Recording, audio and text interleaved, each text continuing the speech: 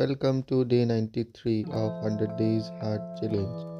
ৰাতিপুৱা সোনকালে শুই উঠি মৰ্ণিং ৱাকৰ বাবে গৈছিলোঁ। এয়া চকেডিঙি ফিল্ডৰ কাষতে থকা শিশু উদ্যানখনত অলপ সময়ৰ বাবে ফ্ৰী হেণ্ড এক্সাৰচাইজসমূহ ভালদৰে কৰি ল'লোঁ। ইয়াৰ পিছতে অলপ সময় খোজকাঢ়ি ল'লোঁ আৰু অলপ সময় ৰানিং কৰি ল'লোঁ। ইয়াৰ পিছতে ঘৰলৈ আহি চাহটো একাপ খালোঁ আৰু শ্ৰীমতীক বাছত উঠাবলৈ গৈছিলোঁ। ঘৰলৈ উভতি আহি গা পা ধুই ভগৱানক সেৱা জনালোঁ। ইয়াৰ পিছতে মৰ্ণিং ব্ৰেকফাষ্ট কৰি ল'লোঁ আৰু বিদ্যালয়ৰ বাবে যাত্ৰা আৰম্ভ কৰিলোঁ। আজি আমাৰ বিদ্যালয়ত বিশেষ এটা দিন আছিলে। গুণোৎসৱৰ পুঁজিৰে আমাৰ বিদ্যালয়ৰ বাবে কম্পিউটাৰ প্ৰিণ্টাৰ কিনা হৈছিলে।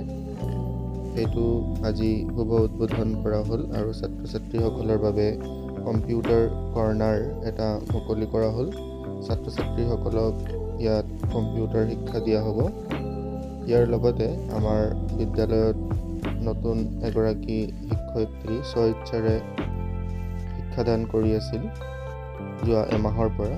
তেখেতক আজি সম্বৰ্ধনা জনোৱা হ'ল। দুপৰীয়া 12 বজাত ছাত্ৰ ছাত্ৰীসকলক মধ্যাহ্ন ভোজন দিয়া হৈছিল আৰু এয়া ময়ো মধ্যাহ্ন ভোজন গ্ৰহণ কৰি ল'লোঁ।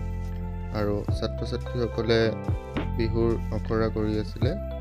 পানী খোৱা ছুটিৰ পিছত ছাত্ৰ ছাত্ৰীসকলে এয়া বিহু প্ৰেক্টিছ কৰি আছে বিদ্যালয়তে। সন্ধিয়া য়োগা ক্লাছলৈ গৈছিলোঁ। প্ৰায় এঘণ্টামান যোগাভ্যাস কৰি ঘৰলৈ উভতি আহিলোঁ। ইয়াৰ পিছতে ভাগৱত গীতা পাঠ কৰিলোঁ।